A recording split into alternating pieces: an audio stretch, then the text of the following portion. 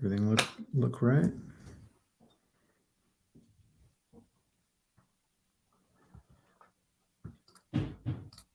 What's the weather over there?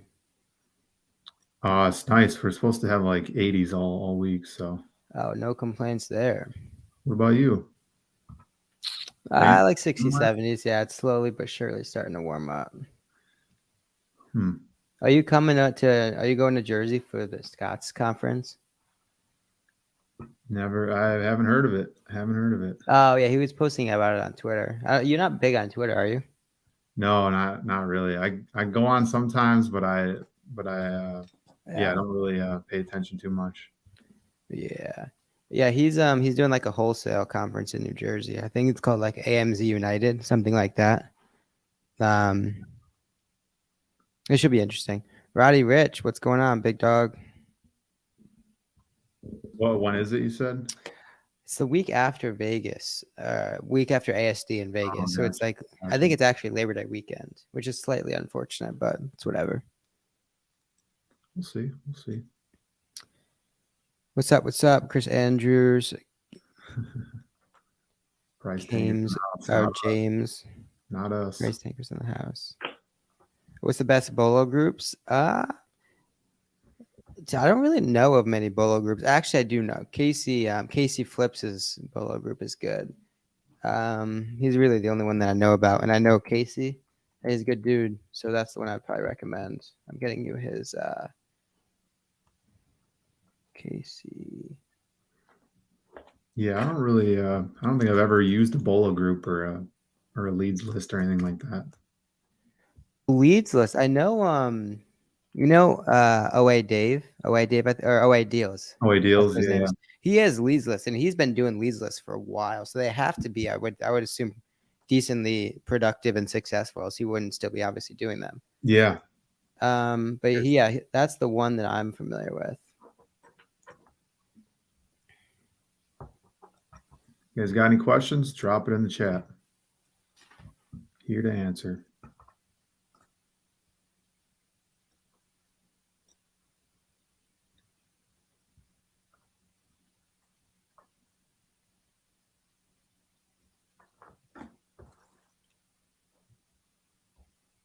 You like the zoomed in view better, or should we keep it out? Let's keep it out.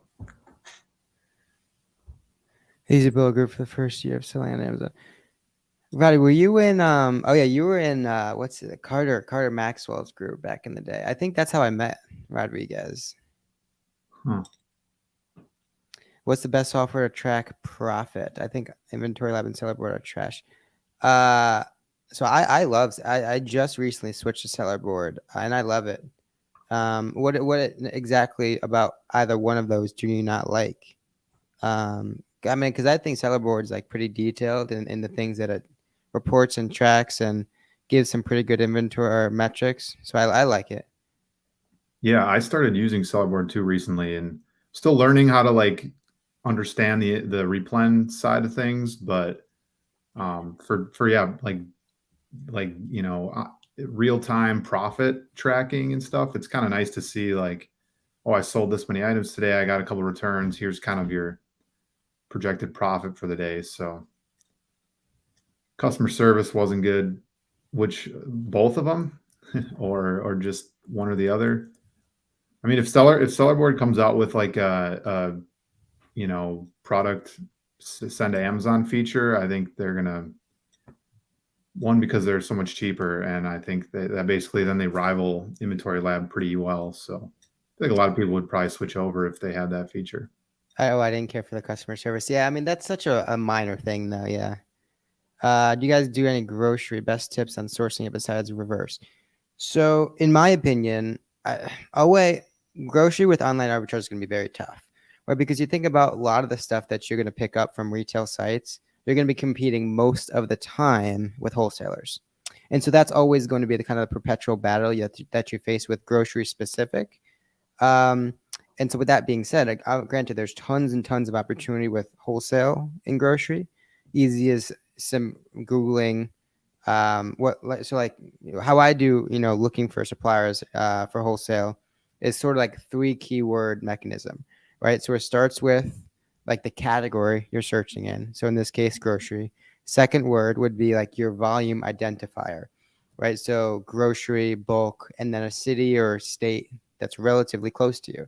So in my case, I live, in Southeast Pennsylvania, so I can do grocery, bulk, Philly, grocery wholesale Philly, grocery supplier Philly. And believe it or not, each of those 3 searches and Google are going to bring back a different set of companies that you can reach out to and call and email and et cetera, et cetera. Right. So based on Google's SEO, each of those identifiers are going to be different. You can use grocery vendor. And then what you could even do, right, is once you go through all the hundreds of hits that you're going to get from going through each and every volume identifier, you can switch up the location, right? So whether it be if I go from Philadelphia to Pennsylvania, or I go from Philadelphia to southeastern Pennsylvania, or I go from Philadelphia to maybe Lancaster, which is another bigger city around, or New Jersey, or New York, or Delaware, or Wilmington, right? So there's infinite amounts of ways that you can do these searches, and each of them are going to bring back a ton of different companies that you can reach out to via email, phone, obviously if you can drive up to them, right? So suppliers, leads, people to reach out to is never going to be the issue. If you just use that sort of 3-phrase search criteria, you're going to have tons of success in terms of reaching out to them. And like on the OA side of things, like I haven't found a ton of grocery products, but the few that I have found they're not crazy margin, but it definitely looks like it's more of a, it's not really a wholesale type product where, there's still 10 to 20 sellers in the listing. Margins are, 30 to 38%, or the ROI, I should say. The groceries, yeah, I mean, the prices are pretty steady for the most part. But it's also, you're not going to find those home run, 80% ROI sub 10K rank unless you're doing some wholesale. So, I mean, I find that you can do just as well in, plenty of other, like beauty. There's so many beauty products to look for instead of, unless you're really wanting to get into grocery. There's a couple other categories that'll do just as well. Health and household and beauty have, the ranks are awesome on a lot of products. They sell fast, and you can normally find some higher margins if you do some real good digging on, the second or third search page on Google. That's what I've found.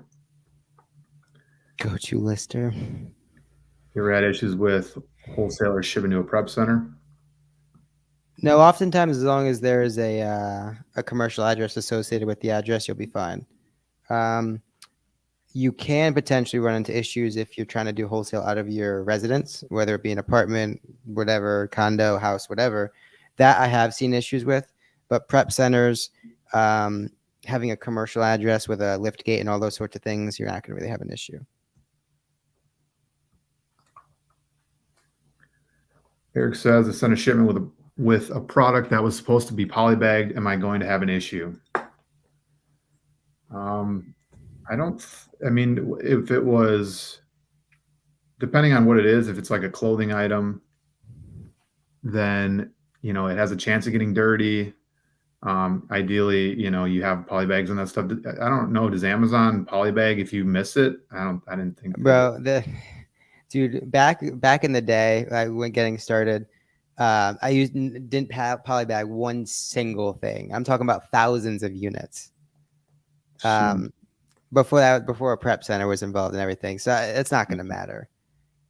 Think about who's receiving on the other side of these. They're hourly employees who don't know who you are, don't care, are just for checking a box with shipments and hours and that sort of thing. So they're just going to do their thing, and then I probably don't really care.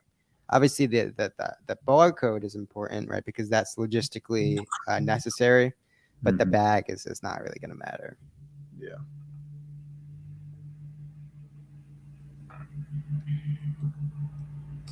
Two goats. Good stuff. Good stuff. AC, you're describing to me right now. Decent products, 10 to 30 sellers, sub 5K rank, 25%, trying to stack them. Yeah. Yeah. I mean, the 25% ROI, I've found I'd like to be a little higher than that. I've had plenty of stuff tank at like a 40% and it tanks. If you're at 40 and it tanks, could go down to 5 or even break even. You get it up to like 60 or 70 on certain things, and then the tanking, at least that like well, that's my experience with like certain Nike products and stuff that you find pretty easily. It's just I guess a lot of things that you can find like super easy, right? If it's like page 2 of a site-wide sale in a certain Mhm. category, it's gonna probably drop in price. So you just gotta make sure you have enough margin. I mean, I've sold stuff, bought stuff like Nike stuff that, on a Nike sale or whatever, it had like 80% margin, and it went all the way to break even by the time my stuff, arrived to Amazon. So it's like you want to make sure that if it was super easy to find, that you're giving yourself a little more than 25%. But yeah, yeah, those fast moving products are what I like to go after. But profits, got to have them. Yeah, I mean, it's always going to vary, right? There's no one size fits all answer with a lot of this stuff, right? So again, the barrier of entry is a big indicator in terms of what sorts of margins you can accept. Obviously, velocity has to do with that as well, right? Something that sells thousands of times, well, maybe you're going to accept a 7-8% margin, right? Or like a 15-17% ROI, something like that, right? In my perspective, it's not necessarily how much it sells or what it sells for. It's a combination of both, right? So if you take how much you expect to sell something each and every time you sell it and multiply it by the expected quantity per month, you're going to get like a valuation of that product, like a monthly valuation, right? So that is a good common denominator that you can utilize to compare products A, B, and C, right? So if you have one product that sells maybe 200 times at $3 per unit, you have a second product over here that sells maybe 300 times at $2 per unit. I think that I said the same, maybe 300 times at 2 or like 300 at 3, right? You can use sort of that multiplication, the valuation of the product to compare all sorts of different products. Some that sell a lot for a little profit, some that sell a little for a lot profit, and you can use that to kind of identify. And then Alex was talking about obviously it's important to really have perspective in terms of where you get it, right? I always like to say those sort of Nike on sale products are like window shopping, right? So everyone, they're big attention seekers, attention grabbers. So you have to really hedge your bet. You have to bake a lot more room for error in those sorts of products because naturally more people are seeing them, right? More people are going to come onto the listing, supply is going to increase, and the demand's not necessarily going to change. And so if your expected margins maybe 12 or 15%, well, you're going to have to at least 2 or 3 or 4x of that margin to account for the increased supply into the market, just to make sure you're protected in the long run. Yep, yep, good stuff. What do you think, Garrett? Every 2 weeks? No, every day. Every day, every day, every day, every day. It doesn't Got make sense not to do that, right? Your money, until it's in your bank account, is just monopoly money, right? Amazon, whether it's your fault or not, whether it's out of your control or is, right? Amazon can shut down your account, suspend your account, whatever. Right? So if you're waiting that 2, 3, 4 weeks, whatever it is, to request your money, even though it's in your account reserve, it's not yours yet, right? So do your daily payouts and get money as soon as possible, because until it's in your bank account, it's not yours. Yep. Yeah, I used to wait every 2 weeks, and I'm like, especially if you have like a weird credit card cycle, you want to have that money available, and it still comes like, you still sold stuff a week ago, maybe the money's available, but it's still waiting a week to hit that payment cycle. You can get that money tomorrow if you just request it. So that's the way to do it. What percent of your product catalog are replens? For me, it's not a huge amount of replens. I'm always looking at my products to like, see if it's worth replenning, but I'm always, looking for new stuff, replenning, and then you go back and evaluate. Or you buy something, once it sells, evaluate it a week after it's listed. How well did it do compared to what you thought it would? Is it worth replenning? Did the price drop? Is it still, a good product? And then that'll determine. But in the meantime, you're kind of always, you look at all your replens so many times before you need to start building your catalog more. So that's kind of how I go about things. You have a lot of replens. Yeah, most of them. I mean, naturally, with a lot of the wholesale stuff, is just going to be more replenishable, just because Yeah. the barrier of entry is harder, the moat's bigger, stuff like that, more longevity. Is there any Yeah. fees for the daily payouts? No, unless you're using like a payability or something like that, which speeds up your payout time. Using Amazon's payout feature, you don't get your money any faster necessarily. You just get it when it becomes available. Which I guess you do get it faster, but it doesn't speed up the time cycles. What I mean, like there still goes to the account reserve, which is 2 or 3 weeks and all that good stuff. The daily payouts don't eliminate that account reserve purgatory period. It just gives you your money as soon as it becomes available through the account reserve process. Yep. I think I botched that explanation, but Any daily payout programs for new sellers? Most of them require 10K monthly revenue. Hard for a new seller. I don't think from in terms of Amazon, I don't think that's true. It might be. I don't know. I didn't know there was like a prerequisite for. Well, I can't remember. That was a while ago. I don't Yeah, know if that was the. I take that back. It probably is true. I just haven't. I haven't heard anything about that. Yeah. Yep. Gary, mostly wholesale. Yeah, at this point, for the most part. Can you get trademark infringement if you stick an FNSKU sticker on a label since it changes the look of the product label? Don't think so. Your Amazon needs their barcode to be able to scan and identify the product. So if you're just covering up the product's label, that's what you would expect to cover up the label, and you're going to have to do it with either a blank label or the SKU that or the sticker that Amazon provides. So you definitely want to be doing that every time. And I recommend that there's a setting in Amazon where you can either use Amazon's manufacturer barcode or use Amazon's barcode. I definitely recommend Amazon's barcode where you're putting a new one on the product each time, because there's a lot of like duplicate listings out there, and sometimes the one you scan isn't the right one that you found online, right? Might have a slightly different ASIN, but it's the same product. So then if you just let it use manufacturer barcode, it's going to be the wrong product. And it could be like a worse rank product. That's happened to me a couple times. So had to remove it from my aisle shipment, wait till I changed it to, Amazon barcodes, and then resubmitted it as a new shipment. So Garrett, are you mostly wholesale? Yeah. At what point did you go mostly, like you did OA at the beginning, right? You were doing a lot of. Oh yeah, but for sure. I mean, I started with outlets, Marshalls, TJ Maxx, that sort of thing, on like weekday nights, weekends, pretty heavily, and then naturally over time, I progressed to just ordering most of my stuff from like the everyday online arbitrage sites, mainly the ones that really accounted for the volume that we needed. Right. So obviously, I talk about that ease of purchase piece a lot. That's always been huge for us. And then within the last probably 2 or 3 months, we really pushed the needle towards 100% wholesale, and very close to that at this point. Do you have some VAs working on the wholesale side? No. I mean, we have a very few we have like 3 to 5 accounts that we purchase from, but those accounts we go pretty deep in. Orders are pretty heavy, deep for specific SKUs. Yeah, I mean, you don't need tens and tens of accounts to really do some damage with wholesale. You just need the right accounts with the right people, the right relationships, obviously the right pricing.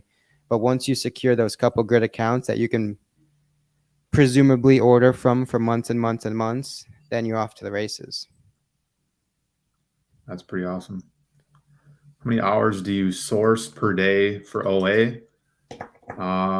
Depends. I have 2 VAs for me that both source. So certain days I'll source anywhere from 2 to 6 hours. Some days I don't source at all, especially if the VAs find me some good leads. So if you're like, don't have any VAs, you don't plan on getting any VAs, and you want to get your spend goal up, you got to be putting in the hours. I was sourcing at one point, daily for probably 4 to 6 hours just to really learn like the Keepa charts and understand what products are good, try to find, as many brands that look decent as possible, start stacking those up. So at the beginning, you got to be putting in the hours, or you're not going to learn really what makes a good product or what makes a good buy. And then you're going to have a lot of tanking, you're going to have a lot of bad inventory, and it's going to slow growth, that much quicker. So that's like probably the most important thing for beginners is get their knowledge up of sourcing, and then the rest will kind of come after that. Yeah, I mean, so in the beginning, you definitely have to cast a very wide net, right? You're sourcing the value of the time you put in sourcing exponentially grows as you get more skilled, as you gain more experience, as you just have more time in the business, etc. Right? If you think about it, sort of like a lopsided triangle, right, with the big side and it kind of goes down, right? This is the beginning area where you put on a lot of time, but the value of that time is very, very small. However, as you progress, you learn about competitive sellers that have adjacent products. You learn about the specific sources that you do well with. You learn about specific brands that have been successful. You can really double down and refine the way in which you are sourcing, right? So you have other teams, call it, of other sellers where their teams are finding products, and you can just leverage their work and map it back to a supplier. So with those three sort of methodologies, the value of your time gets a lot more exponentially increased. But that doesn't come without the time, right? That doesn't come without the effort. That Yep. doesn't come without the networking, all these sorts of things. As you grow, may get more successful, you find competitive sellers that are operating in the same niches, buying from the same sorts of suppliers and sources and sites and things like that. Because the most efficient way to source is always going to be reverse sourcing for people that have already done the work, right? I can go through and I can qualify hundreds of products in another storefront very, very quickly and efficiently. That's always going to be more efficiently and more efficient and more valuable than if I'm going through like Costco's website product by product by product. However, if I can find sellers who I know are buying and selling from Costco, going through their store and mapping it back to Costco is always going to be more efficient. So developing a sub catalog of those sorts of sellers is going to be very beneficial. Developing the brands that you like is going to be very beneficial. And most importantly, developing the sites that don't cancel, that you can order and kind of identify how you can get the volume you need, that's also going to be very, very beneficial. And so the three of those, the combination of those three, that increases the value of your time so much as you continue to grow. Yep. I do 100K a month and have an old account. Still, daily payouts is not available on my account. Yeah, I have no idea. Maybe call seller support and ask them about it. I honestly, I couldn't Yeah. tell you. Yeah, you should be able to get it. I mean, a lot of like I didn't actually know that was a thing that not everyone had, to be honest. Like I thought that was just like an update Amazon did and went out across the board. I thought maybe like newer sellers didn't have access to like daily payouts till you hit a threshold, but it must, yeah, it's definitely reach out to seller support and see if they can offer Yeah. some, or just turn So it on. Chris, so like I said, go ahead. My bad. No, go ahead. I Uh, wasn't saying so much. like I was saying, so payability is a service where they're essentially where you pay them for your future payouts, right? So if I sell $1,000 today, right? Ordinarily, I sell that $1,000, those products get delivered, and then about 3 to 5 days, a week later, after all of those products get delivered, then I get paid out for those products. However, with payability, if I sell $1,000 today, obviously Amazon gets their cut, and then payability gets a cut of those sales, and then they pay you that sale, the what's left. So if I sell that $1,000, obviously Amazon takes 250, 200, whatever that number is, and then payability is going to take 3, 5, 10%, whatever they take as their commission for then paying you out what is left of your payouts. And this is going to be like a day or two after. And so with payability, obviously they take a cut of that, but you get back the 2 or 3 weeks or whatever that account reserve period is. And so this is going to be super huge for someone who is very restricted on capital, but knows their numbers. And so you have to be able to account for the fee that payability is taking to be able to make sure there's still meat on the bone for you. Amazon's taking their cut. If you have a prep center, they take their fee. Payability takes their fee, and then you get what's left. So you have to make sure you're cognizant of all of these different buckets that are taking money out of your payout to be able to make sure that the purchase still makes sense. Yeah, just like Venmo, instant transfer, PayPal, instant transfer, they're going to take a percentage to get you your money quicker. But if you need the money, yeah, if you're restricted on capital, then maybe it's worth it. Let's see. Any trendy or bolos we should look for? um, there's always bolos out there, man. I'm not super aware of anything. Or should I be saying these kinds of things in this chat here? Y'all are great. Miles is more of a YouTube versus explaining in detail like you and Fields. Thanks for the help. Def, appreciate it. Thanks, Chris. Or in what instances do you not have to label your products? Some of the like certain Nike products, other like well-known brands sometimes won't make you like Adidas too. I'm sure there's other like bigger name brands. Those are the couple that I had issues with, but they don't actually. Amazon will just use the manufacturer barcode, right on the box or on the package. So, sometimes, and this happened to me only a couple times, but you scan that right if you're scanning it in with your Seller Central app or whatever it is, and you list it to get it into the system. It might be like a different ASIN, and there's no way of like scanning and checking and looking at another ASIN unless you're manually adding it from the computer. And then when you scan the barcode, it's not going to know the same. It's not going to know. It's going to be matched to a different ASIN. So using Amazon's barcode and printing out every single one is just going to prevent that from happening. So that's why I do it. I think everyone else should probably do the same. You go through a few more labels, but it's worth not having, because I had an Adidas shoe that happened to, and I shipped in 10 of them, and it was like $140 like hiking boot. And then I sent it in, and it was the wrong product. So I got a bunch of returns, and it was like a really slow moving, like a 200K rank or something. And I had to liquidate everything, and I lost like, $600-700. It's just a bad situation. So that's when I was like, okay, I need to switch to Amazon labels. On Keeper, what is the rank display? So it could be two different things. So mainly, it's just like a glitch in the data, which provides an opportunity if you know what to look for, right? So Keeper Product Finder allows you to pinpoint those particular products, right? Products without a sales rank given a particular time. So if you identify and look for those, with those goggles, you can identify products that most sellers, if not all sellers, or some sellers are skipping out on, right? Everyone that's using like a tactical arbitrage that's searching within certain sales rank parameters, like 0 to 50,000, whatever it is, 25,000 tops, 100,000. Anyone that sets a sales rank parameter is skipping over products without a sales rank, right? It acts as like a null value.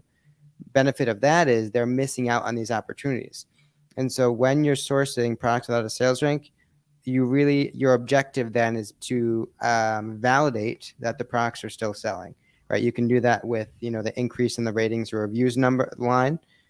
So in theory, the ratings or reviews are still increasing. Whether the product has a sales rank or not, the product is still selling.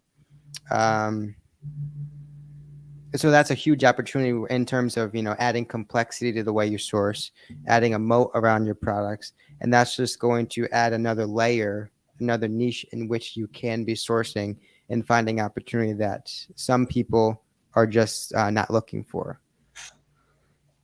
Gary, you have don't you have a YouTube video explaining how to keep a product finder, how to at least decipher the no rank and sort by them and stuff? Yeah, so I have a bunch of videos on my channel that go through all sorts of different ways you can use Keeper Product Finder.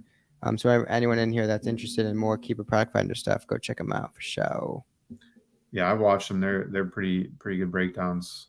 I try to source with Keeper Product Finder at least a couple times a week. There's just, especially when I don't know if you've ever like exported a Keepa, seller storefront, and then you paste it in and just search, with your criteria that way. You can do several sellers too.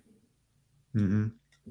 Yeah. I'll pick like highlight the historic prime, and then I'll get like 300 sellers, and I'll just go 50 at a time and keep looking.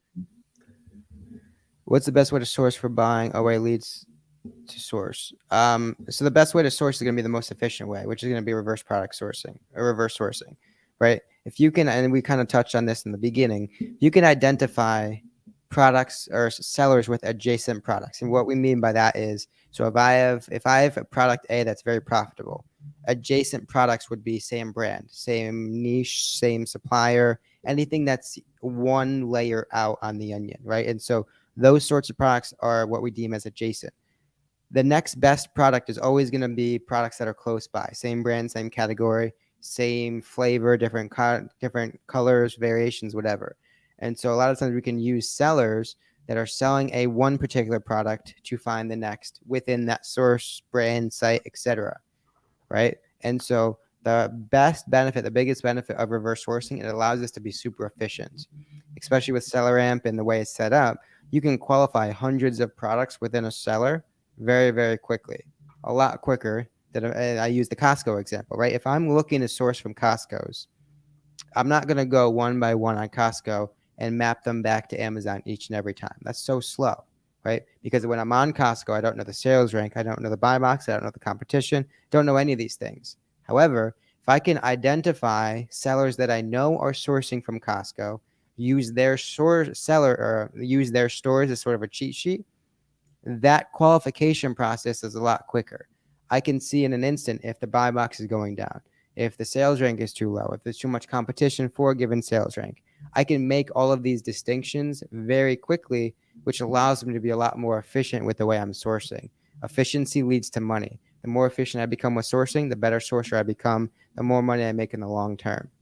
And so every time you're sourcing, that's why Keeper Product Finder is great, allows us to look at products in a different lens, in a different scope, allows us to be more efficient and in turn be a lot more valued with our time. So anything you can do to speed up the decisions with sourcing it just allows you to make so much more money. Yeah, just to add to that, a lot of people probably manual source and they don't find anything, or they even look at a ton of products that aren't even listed on Amazon, and then it gets frustrating, and you just get bored of it real quick. But you reverse sourcing that leads to manual sourcing is probably the most efficient way. Like you said, you find a storefront that has a couple products from a specific website, or a brand that this website has 100 of that brand's products. And then if they happen to be running a sale, then all of a sudden you can use that to be more efficient and kind of channel your sourcing when you're manually sourcing on a specific website, not just blindly looking at the clearance section. So that's, yeah, efficiency is going to get you a lot more products quicker. I don't know if I pinned that or not. I meant to pin it. I don't know if it worked. Couple there. Not sure of a pin, but it's how do you pin stuff on here? I don't know. There's a star button. You think that'll work? I'm not sure. I don't know. I starred them. We'll see if that does anything.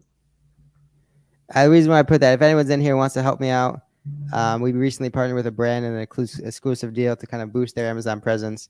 So if you want to go buy a bag of coffee, helps me out a bunch, helps the sales rank out, I would appreciate it greatly. If we're providing any sort of value, I would appreciate it.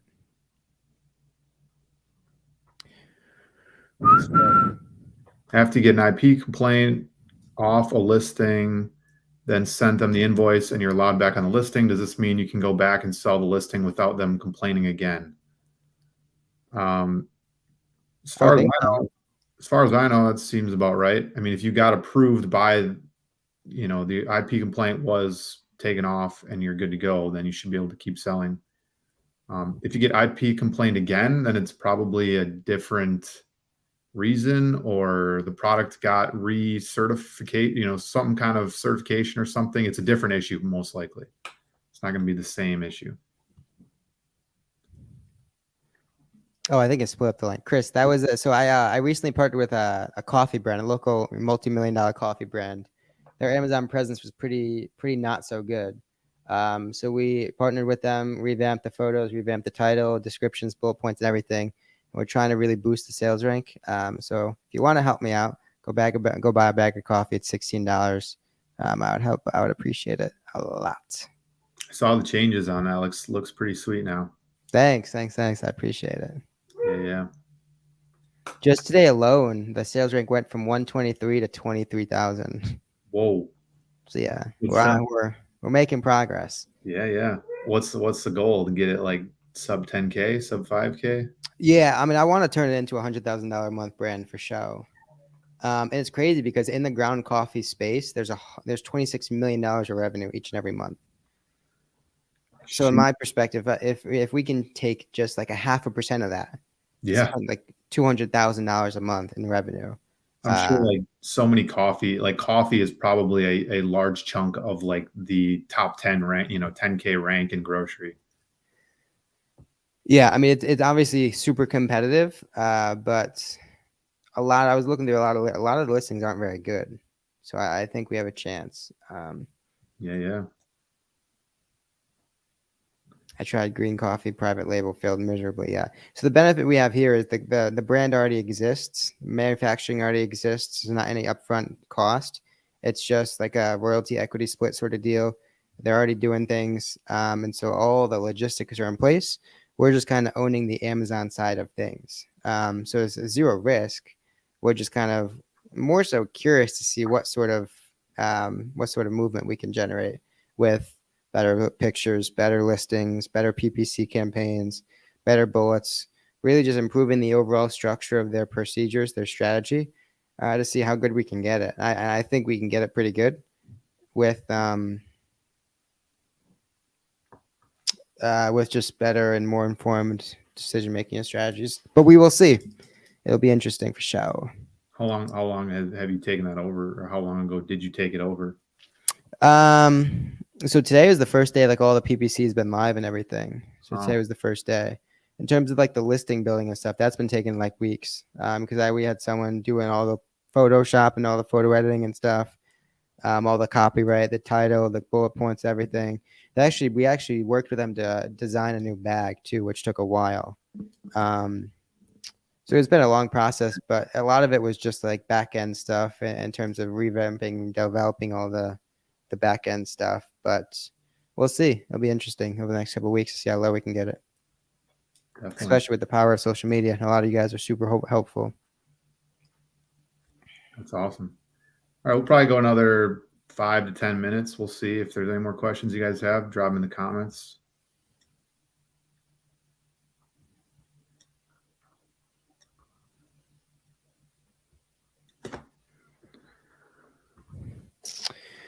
Maybe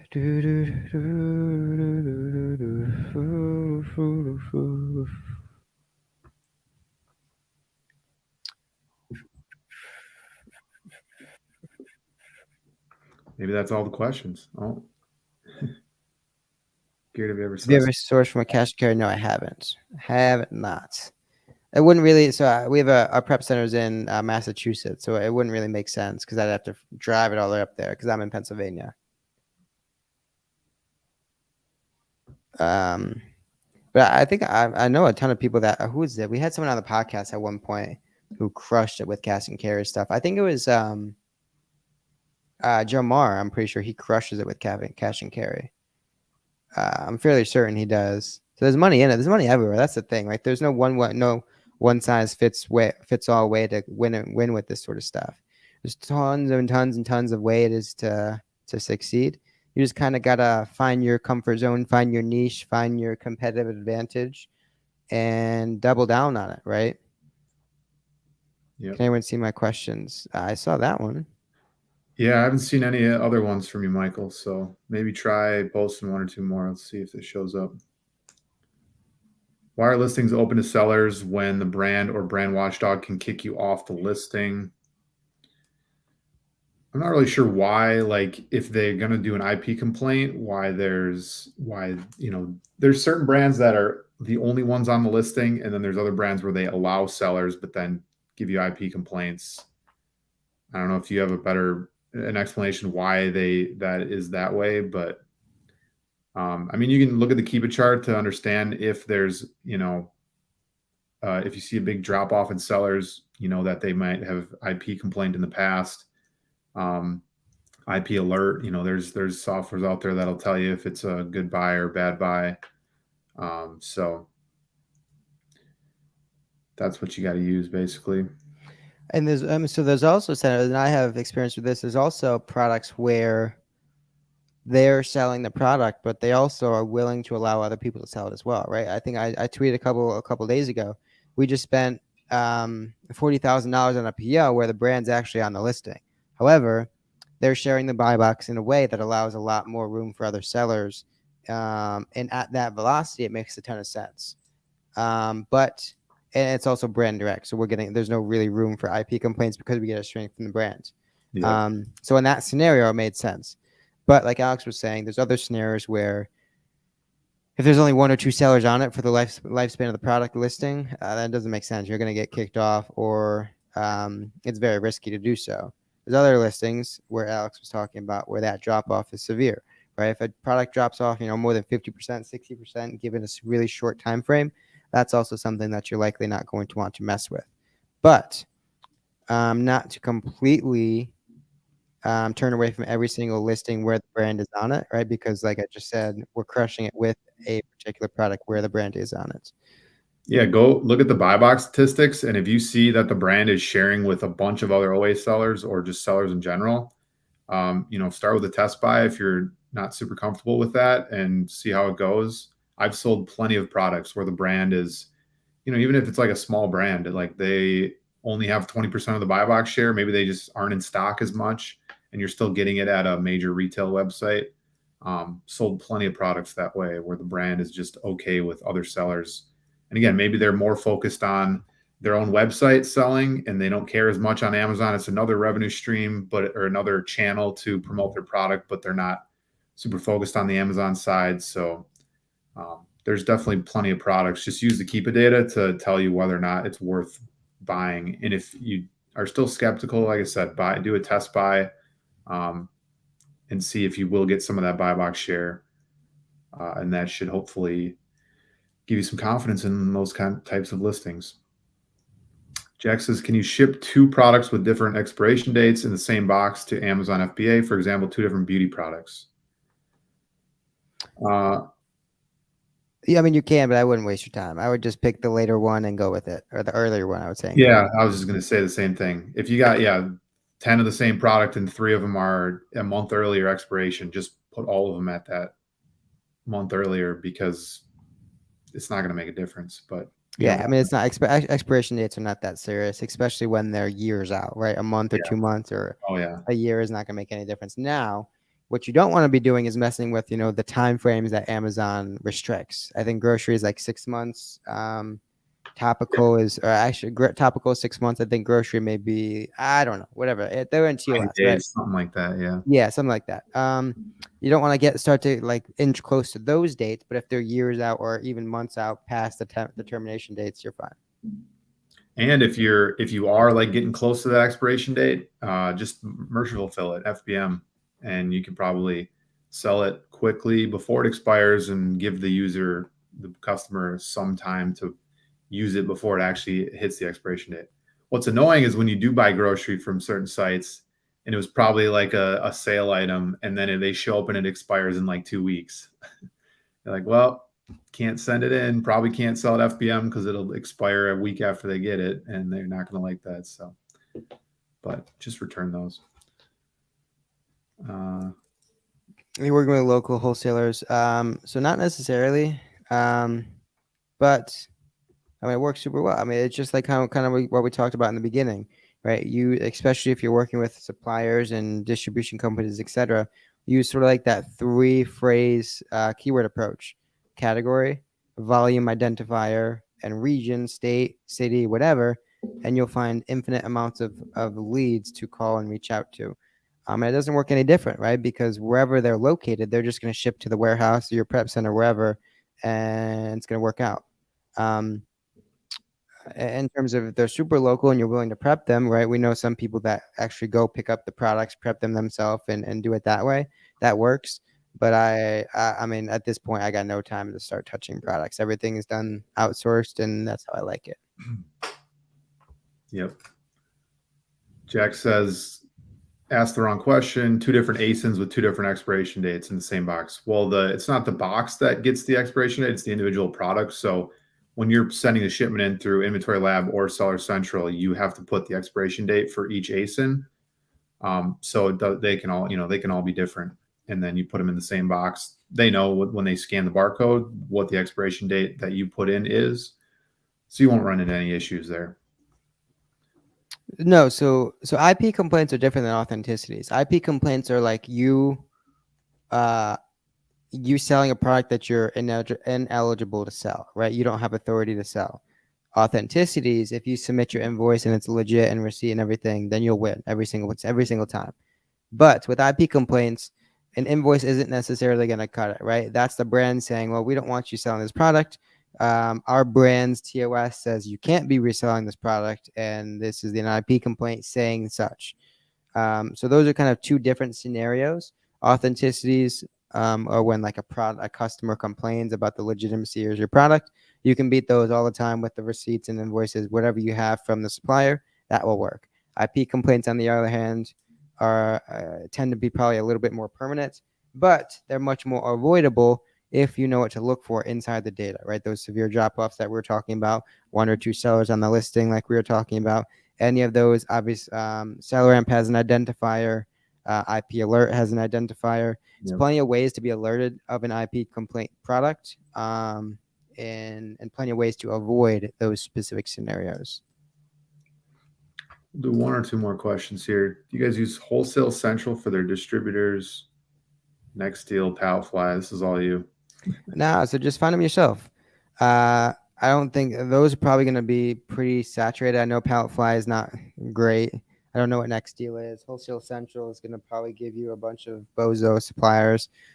Just find your own, right? Use Google if you're looking for suppliers, category, volume identifier, bulk, wholesale, vendor, supplier, etc., and then your location identifier. On the brand side, start with a product on Amazon, reverse them back or map them back to a specific brand, and you're good to go.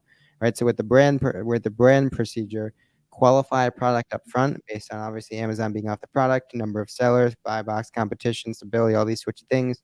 Then map them back to the brand.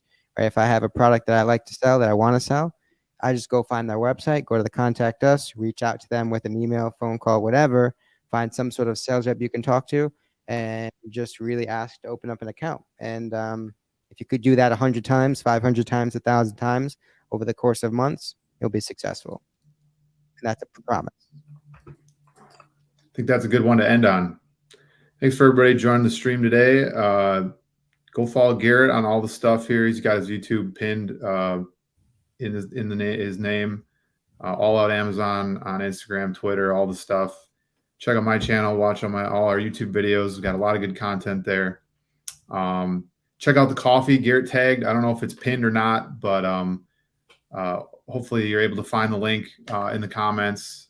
Go support him there, and we'll see you guys in one of the next streams. I appreciate that, my dude. Yep. See you later.